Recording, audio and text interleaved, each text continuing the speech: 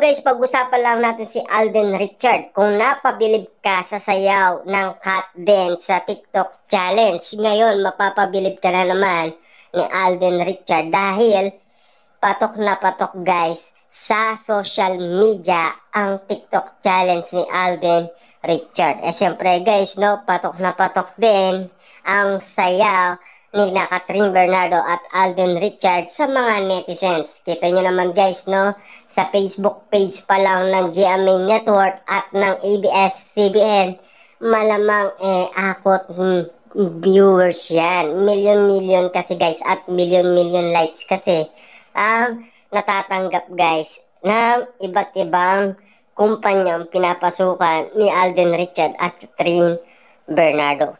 Kitang-kita naman kasi natin guys ang resulta. Grabe kasi guys ang mga nakikita ng mga tao sa Kat Den dahil dumadami nga naman kasi guys ang mga fans ni Catherine Bernardo at Alden Richard. Siyempre guys, merong proof yan, 'di ba? Kahit na si Ogie Diaz, Christopher Min, nagugulat na lang sila kung bakit nga naman dumadami ang mga Kat Den fans. Kumbaga, nawala yung Katniel fans, biglang umusbong ang Kat Den fans. Kita nyo naman guys, no? Grabe. Yung mga pagsalubong sa atin guys ng Kat Den fans. Kasi yung pamimigay nila guys ng pagkain nung sila ay pumunta sa Calgary, Alberta, Canada.